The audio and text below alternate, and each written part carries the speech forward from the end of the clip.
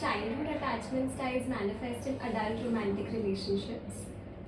See, when you're talking about, there are two things. One is you're talking about childhood attachment styles and romantic relationships. Though they are very interrelated, your childhood experiences actually contribute to what we call as adult internal working models. Like the way you actually have a framework within you to how you look at relationships, people, and all of that. So not just romantic relationships, any kind of adult relationships are impacted by the kind of relationships that you have in your childhood, because it contributes to the kind of internal working model that you have. One of the things specific about attachment relationships are that in attachment relationships, which are romantic relationships or we call as partner relationships, there are many elements that you look at. Like for example, like characteristics of these relationships stem from the kind of secure or the kind of very close relationships that you have. So if you probably have a very secure relationship, your internal working model of some of these elements like trust, like safety, feeling of like safe in that relationship, feeling of that that proximity beyond just the space, like feeling of connected to that person, a feeling of discomfort when you're separated from that person, need to come back to that person whenever you are in threat. Some of these are very innate in very close relationships, like if you look at a mother and child relationship or a caregiver parent relationship, and that's the same that you have in a very healthy romantic relationships. So romantic relationships can also be within a spectrum of very adaptive, supportive romantic relationships to very abusive, maladaptive romantic relationships. So you can see that the kind of relationships adults have, for example, intimate partner violence, or overprotective relationships, or abusive relationships, or like we say traumatic relationships or trauma bonding relationships stem from the kind of internal working model that you have. So that's probably like how romantic relationships and like in adulthood is associated with childhood experiences that you have. Got it. So can two people who have different attachment styles have a healthy relationship? Yes. So the interesting thing in any kind of relationships is that what we say is the fit in that relationship. Right. So need not necessarily be that people who are very similar actually have a very healthier relationship.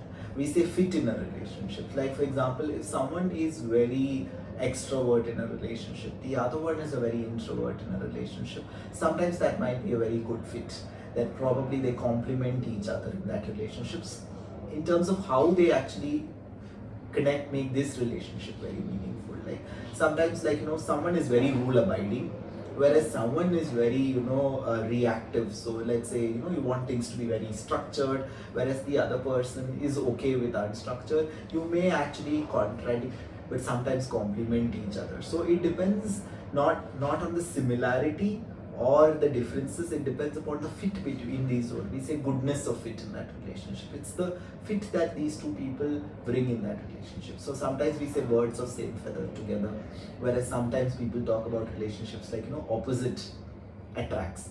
The interesting thing here is it's not the two individuals, it's a fit between these two individuals. So it need not necessarily be that someone who is really introvert and the other one is also introvert, or like someone who is like very reactive and the other is very reactive, go together or contradict. It depends upon how these two people's attachment, the value they contribute to this relationship brings that fit. They have different attachment styles. Their coping mechanisms would also be different when it comes to a conflict. So how does that take place then? Okay. So that's very personal, right? So for example, in relationship, so far we're talking about the fit in the relationship. Right. There are two people, the fit between that relationship. Right. But what you're asking is how individuals personally cope with. So people would always anchor that relationship and use cope either adaptively or maladaptively as a spectrum, right? So in a relationship, that is why someone who is very highly reactive or someone who has a maladaptive coping style, if there are challenges in the relationship, would tend to cope in that way. So that is why we say that some individuals who have learned maladaptive coping styles would largely use the same in their relationships. right? So that is why one good example is if you see a victim and abuser relationship, right? So someone would continue to live in that victimized state because their coping mechanisms have been of that style. So what they would say is they would self-blame themselves. They would think this is my boundary, I cannot go out of it, and their coping would be more of that. Whereas the abuser also is using that abuse as a coping for something that is going good or bad or whatever is in that relationship, and that's a goodness that is fit between the abuser and the victim, right? So it depends upon what kind of predisposed or what kind of adaptive styles that individual has, and they would use that largely. Got it. So is it possible to change one's attachment style without therapy? So as so far we mentioned that everything is predisposed and there's no individual that doesn't have any control over that.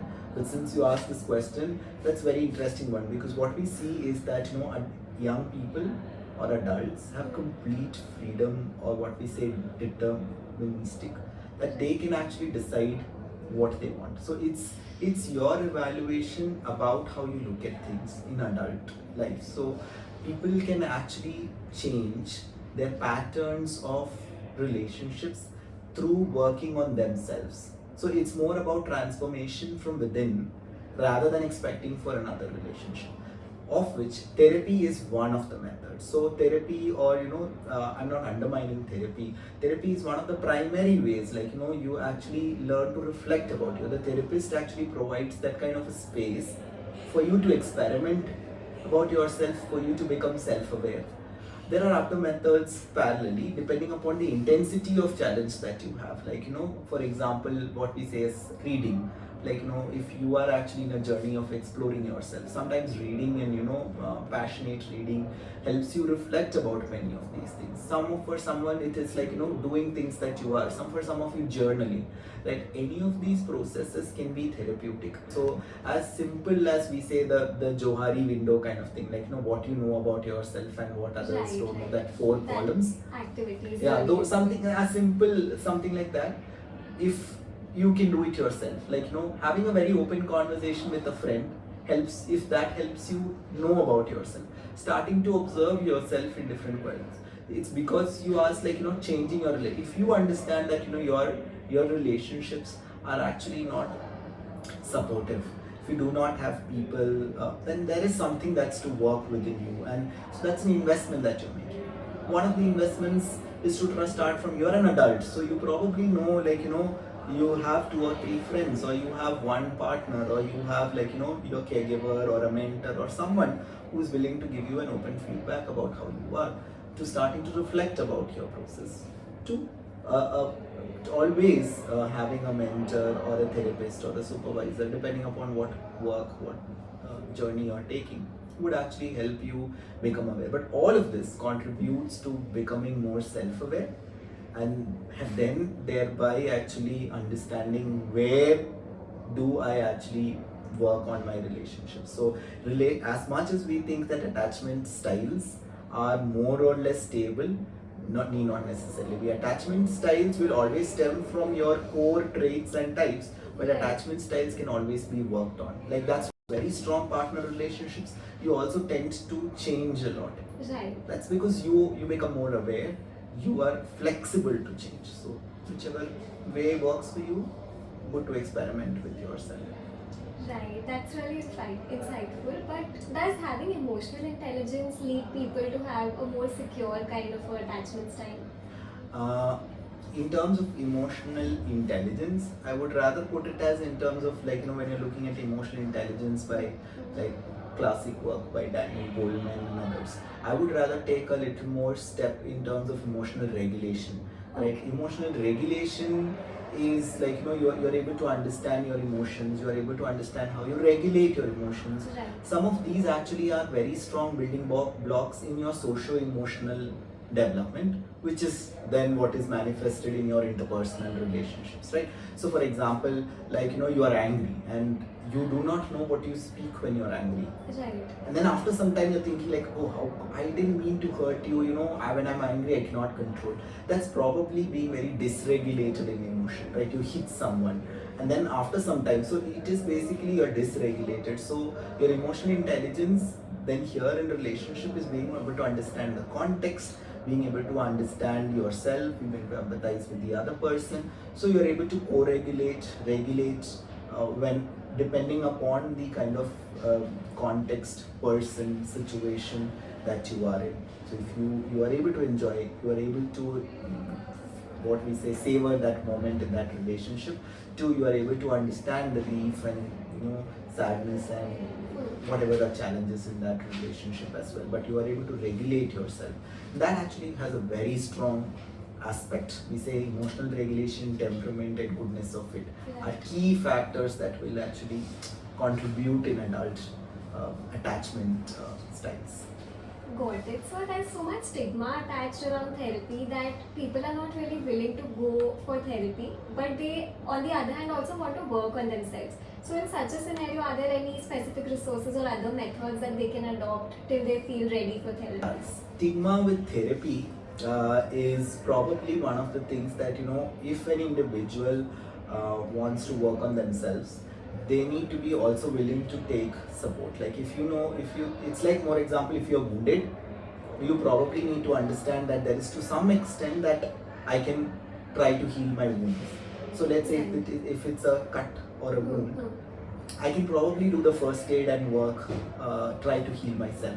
But I should understand that if this wound is deep, if this wound is, if not attended, is going to stay as a scar, if this wound needs a specialist to attend it, then probably that awareness that this wound is going to harm myself is the same thought that you should have about therapy. Like if so that's why I said there is also it's like a spectrum, right? For example, I know like for example a relationship, friendships are not staying stable with me, or my romantic partner is not reciprocating. Probably is there something wrong with me, or what am I in this feeling of insecure in relationship, confused in relationship, to some extent or large extent is normal.